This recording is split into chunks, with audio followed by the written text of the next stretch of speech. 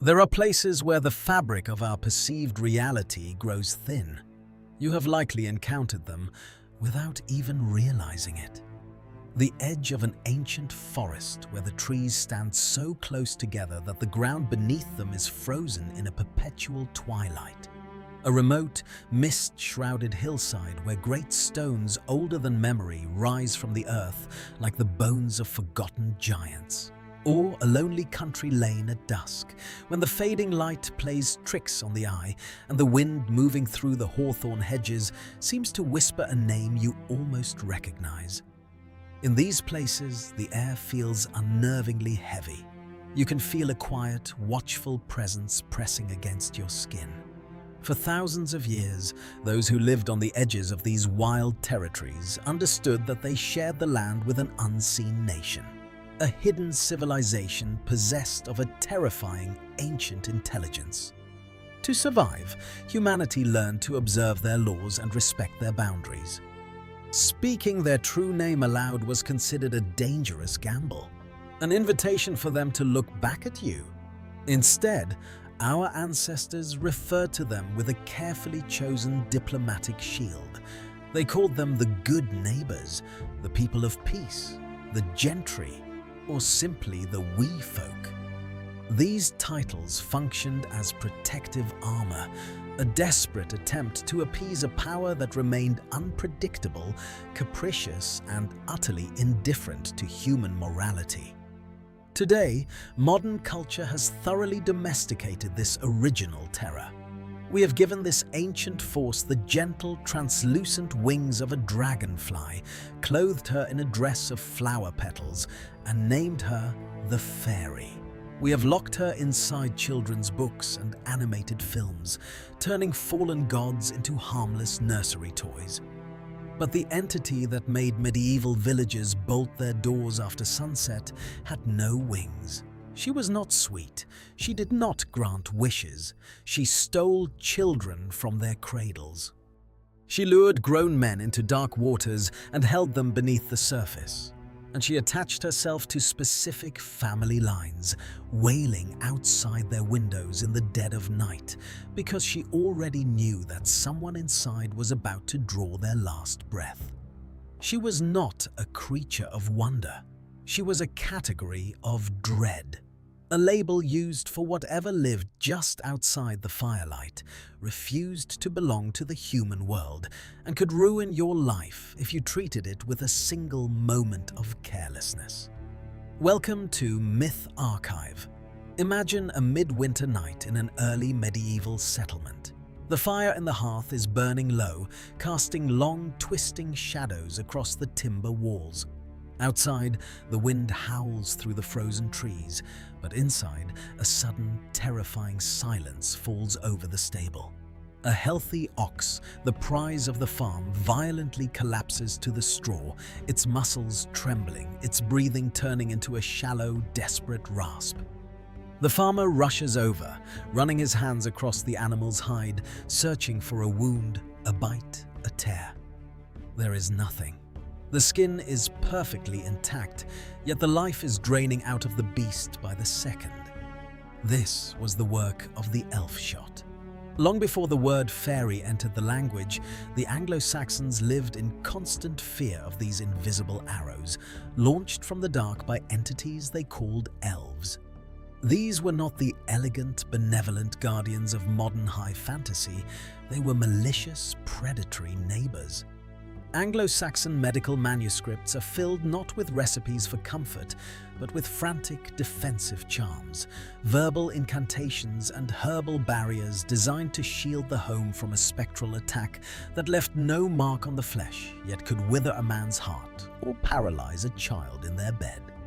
In the great epic of Beowulf, elves are explicitly cast into the deep darkness, listed alongside ogres, ghouls, and stone giants as the cursed, monstrous descendants of Cain. They were things to be driven away with the cold weight of iron and the sharp scent of salt. Yet, the danger of the elf was two-faced. The same traditions that feared their arrows spoke of their terrifying, intoxicating beauty. A man could be walking the boundary of his fields at twilight and spy an elf woman standing near a stream. She would look upon him with radiant, flawless features, her voice humming a frequency that bypassed his reason and spoke directly to his blood. The medieval scribes used the word elf to translate the Latin word for nymph, recognizing that these spirits could destroy a mortal through desire just as easily as through violence. A man infatuated by an elf would abandon his home, his wife, and his children, walking blindly into the deep woods to follow a light that was never meant for him. He would waste away from love, or he would drop dead from an invisible wound. The method changed based on the whim of the caller, but the ending was always the same. This profound contradiction, beautiful and lethal, generous and merciless, runs like a dark thread through the ancient folklore of the British Isles. It never resolves because it was never meant to. Fairies were not a biological species to be categorized by science. They were an explanation. They were a psychological framework used to give a name and a face to the unbearable randomness of tragedy. A child who was laughing on Monday, but unable to move or speak by Friday. A traveler who stepped into the fog and returned days later with blank, hollow eyes, his memory entirely erased. A young mother who grew pale and cold for no reason a village healer could diagnose. The human mind cannot survive in a world ruled by pure, chaotic randomness. It demands a cause. It needs to believe that behind the theft of a life, there is an intelligence, a design, a boundary that was accidentally crossed. Nowhere does this need for a shape reveal itself more brutally than in the ancient, agonizingly intimate belief of the Changeling. The premise was built on a lingering predatory envy. The people of the mounds were immortal, but their blood was growing thin, stagnant, and cold. They craved the raw, robust vitality of human infants to sustain their lineage. Newborn children, particularly those who had not yet been baptized into the protective embrace of the church, were considered entirely vulnerable. A fairy would slip through the cracks of the cottage walls at night, slide the human baby from its cradle, and leave a substitute in its place. The creature left behind was never right. It cried constantly, a sharp, unceasing, grating wail that stretched the mother's nerves to the breaking point. It possessed an insatiable, monstrous appetite, devouring the family's milk and bread until the shelves were bare, yet its limbs remained spindly, its belly swollen and its skin a dull, whizzed grey. Most of all, it had a look in its eyes that no human infant should ever possess. An old, knowing, cynical gaze that watched the parents from the dark of the cradle, waiting for them to close their eyes. The diagnostic tests our ancestors used to unmask a changeling reveal the absolute desperation of a household under supernatural siege.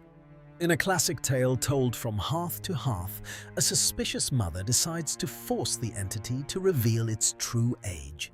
She gathers empty eggshells, fills them with water, and lines them up over the hearth fire as if she is brewing a massive, serious meal in miniature. The changeling watches her from the cradle, its cynical silence finally breaking under the weight of sheer curiosity.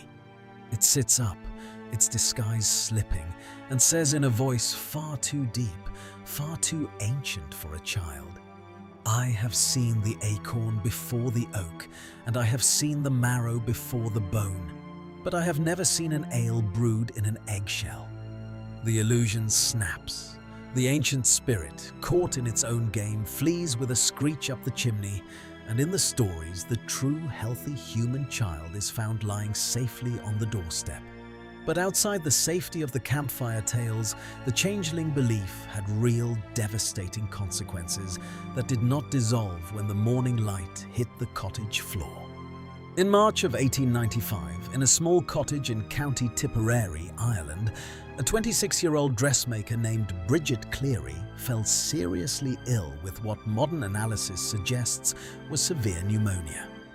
Her fever grew so high, and her delirium came on so suddenly that her husband, Michael Cleary, looked at the sweating, shivering woman in his bed and refused to believe his own senses.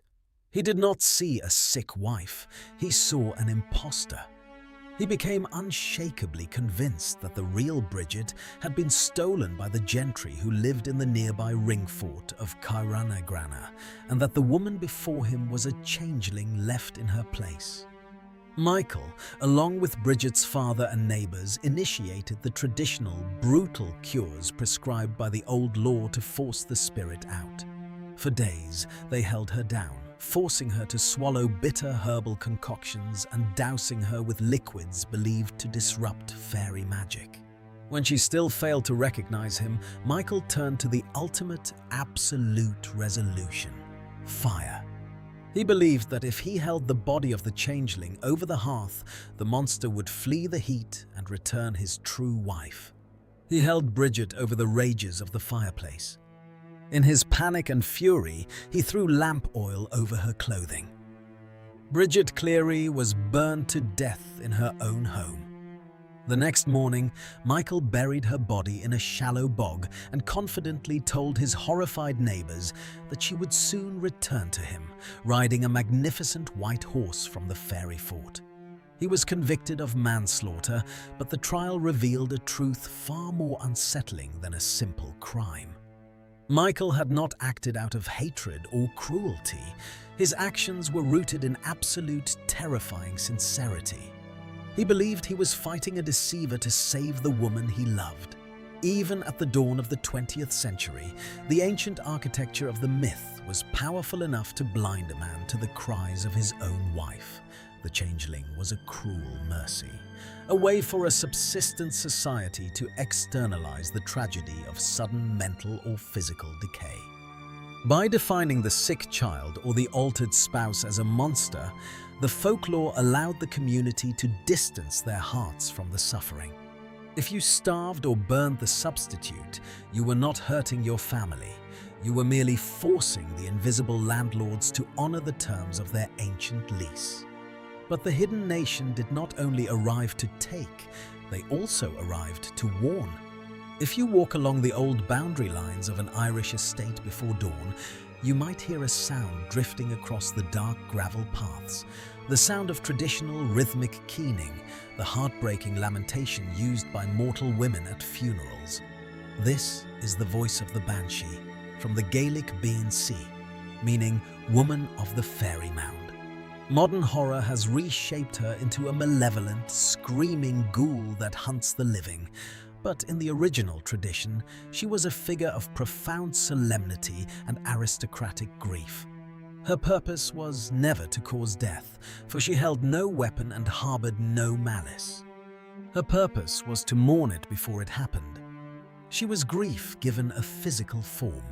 She would appear in the twilight near rivers or stone walls, sometimes as a beautiful young maiden with silver hair, but frequently as an ancient crone wrapped in a grey burial shroud, combing her hair with a silver comb. In the darkest variations of the lore, she is encountered at a river ford, bent over the water, silently washing the bloodied clothes or armor of the individual who is fated to die. If a family member heard her low, sorrowful melody rising from the mist, they knew the thread of a life was being severed. She sang because she already knew the future, and the land itself could not bear to let a great life end in silence. This deep connection between the fairy world and the physical landscape of Ireland exists because the people of the mounds were once gods. In the oldest cycles of myth, they were the Tuatha De Danann, the people of the goddess Danu. They were a race of godlike conquerors, masters of poetry, metallurgy, and supreme magic, who ruled Ireland long before the arrival of mortal men. When they were eventually defeated in battle by the Iron Age invaders, the Milesians, they refused to vanish into history. They signed a treaty that partitioned the world along a vertical line. The mortals took the surface of the earth, subject to the sun, decay, and time. The gods took what lay below. They used their magic cloaks of concealment to step behind the veil, retreating into the hollow hills, the ancient passage tombs, and the prehistoric ring forts. The gods became the Aos Sí, the people of the mounds. This is why, even in the modern era, the geography of the otherworld remains entirely untouchable. You cannot separate the myth from the dirt. Walk through the Irish countryside today and you will find fields where a plough has swerved to avoid a single, isolated hawthorn tree standing in the center of the crop. There are documented instances of multi-million-dollar highway construction projects being entirely halted and rerouted around a solitary fairy thorn because no local laborer was willing to strike it with an axe or a bulldozer. This is not because modern workers literally expect a small winged sprite to appear with a wand. It is because the taboo carries a weight that predates belief. It carries an ancestral memory of a treaty made between two nations. It is a quiet, stubborn acknowledgement that we are merely tenants on the surface of this land and that the original owners are still listening in the basement. As the myth travelled out of Ireland and into the valleys of Wales, the relationship with the otherworld took on a different, highly legalistic character. The Welsh tradition gives us stories built entirely around the absolute rigidity of a contract and the tragic fragility of human memory. The most celebrated of these legends begins at the lonely water's edge of Llyn y Fan Fach. A young farmer watches a woman rise from the dark center of the lake. She is impossibly beautiful, sitting upon the surface of the water, combing her hair. He falls in love instantly and offers her his bread. She looks at the loaf and refuses, saying his bread is too hard-baked. He returns the next day with unbaked dough, but she rejects it as too soft. Only on the third day, when he brings a loaf baked perfectly to the turn, does she accept his proposal. She steps onto the shore and agrees to enter the mortal world as his wife. But her father, a king of the underwater realm, sets a strict, binding boundary before she can leave. He grants her a massive dowry of supernatural cattle and sheep, but delivers a warning. If her human husband ever strikes her 3 times without a just cause, she will be released from the marriage and the contract will be annulled. The young man laughs at the condition. He loves her completely. He cannot imagine a world where he would ever raise a hand to her in anger. They marry, they have children, they build a prosperous life. The years pass in peace. The first blow comes at a christening. The wife is slow to get ready, weeping because she already foresees the sorrow of the child's future. To hurry her, the husband gently taps her shoulder with his leather glove. That was once. The second blow occurs at a wedding. While the guests are dancing and celebrating, she bursts into tears, overwhelmed by the knowledge that the young couple will suffer. Confused and embarrassed by her public display, the husband touches her arm to quiet her. That was twice. The final blow falls at a funeral. Surrounded by grief, the fairy woman suddenly bursts into wild, joyous laughter, sensing that the deceased has finally escaped the misery of the human world. Stunned by her behavior, the husband reaches out and strikes her to make her stop. She steps back, her face perfectly calm. "That is 3, she says. She does not scream. She does not argue. She simply walks out of the house and onto the fields. She calls her supernatural animals by their true names. Every cow, every horse, every sheep they had raised together. They line up behind her in a silent procession. Even a calf that had already been slaughtered and hung on a hook in the barn pulls its bones back together, returns to life, and joins the line. She walks back to the edge of Llyn y Fan Fach and steps into the water, drawing the surface over her like a heavy blanket. She leaves nothing behind but an empty house and a broken family. The story of the Lake Maiden carries no moral about human cruelty, for the husband never struck her out of malice or hatred. Each blow was a careless, unthinking gesture of social conformity. And that is the true warning of the Welsh otherworld. The boundary between our realities is so brittle that it can be shattered by mere thoughtlessness. The fairy realm does not operate on human intentions. It operates on the letter of the law. What you are given can be reclaimed in a single second, not out of anger, but simply because a condition was not met. Yet, even in its departure, the otherworld leaves a scar of wonder. The Lake Maiden eventually returned to the shore in secret to visit her mortal sons. She taught her eldest child the hidden properties of every root, leaf, and herb, passing on medical wisdom that no human mind had ever possessed. Their extraordinary success was traced back to that single moment at the water's edge, a reminder that human civilization has always relied on the scraps of knowledge dropped from the tables of the hidden nation. If Wales viewed the otherworld as a court of law, Scotland viewed it as a theatre of war. In the rugged Highlands, the fairies were divided into two distinct sociologies, two opposing factions of the night, the Seelie court and the Unseelie court. The Seelie, from the old word meaning blessed or fortunate, represented the high aristocracy of the Mounds.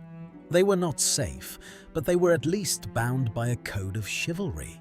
They valued pageantry, honor, and strict adherence to their own ancient laws.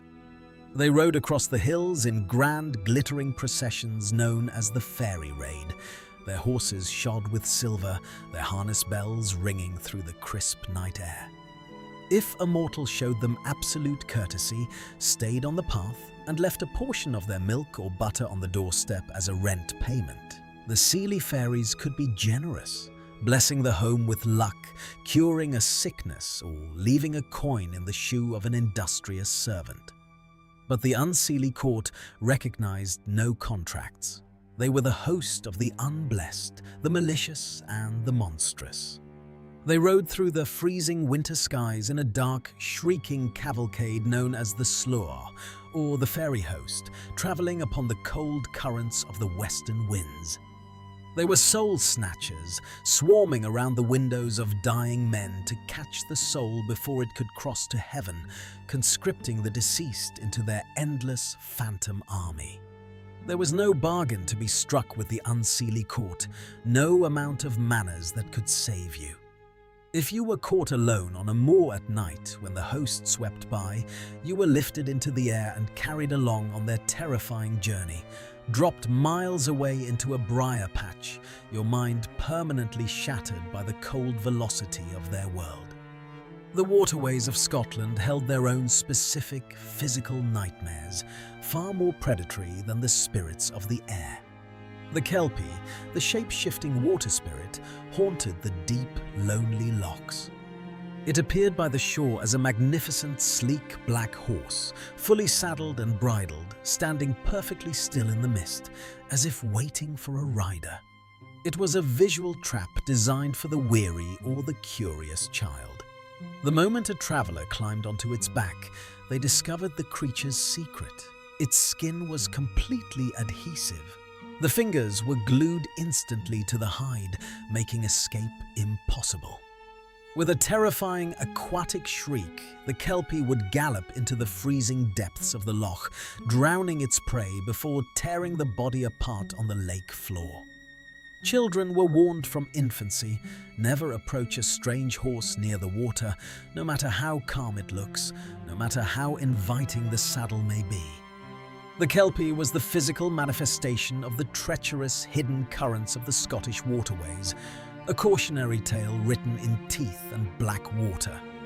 In some variations, the creature took human form instead, appearing as a dark-haired man with water dripping from his brow, leading the unwary to a quiet place near the shore. The outcome was identical. And then, living in the space between the salt water and the shore, were the Selkies. These were seals that possessed the ability to shed their heavy skins on the rocks and emerge as beautiful, melancholic humans. The stories of the Selkies follow a pattern that is ancient and deeply tragic. A lonely human fisherman spies a group of Selkie women dancing on the shore in the moonlight. He creeps up and steals one of the discarded seal skins, hiding it away in his thatch roof. Without her skin, the woman cannot return to the ocean. She is trapped in the heavy, dry world of mortals. She becomes his wife. She bears his children. She lives on land for years, performing the duties of a human household, but she never stops looking at the horizon. Her skin is always dry, her eyes always fixed on the grey movement of the waves. And then, always, inevitably, one day arrives when the husband is away and the children accidentally discover the hidden skin in the rafters. They bring it to their mother. She does not hesitate. She does not stop to say goodbye to her children or weep for the home she built. She grabs the skin, runs down to the breaking surf, and throws herself into the cold Atlantic, transforming back into her true shape. Sometimes she can be seen swimming close to the shore, looking at her human children from the waves, but she never walks the land again.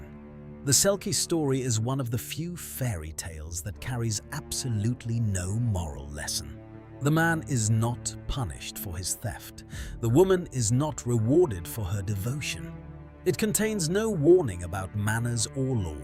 It is simply a study in the absolute isolation of two different worlds trying to touch.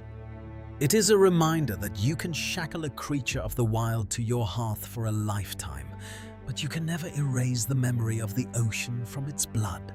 So what were the fairies, truly, before the Victorians painted them with butterfly wings and placed them in the garden? They were the darkness that the firelight could not pierce.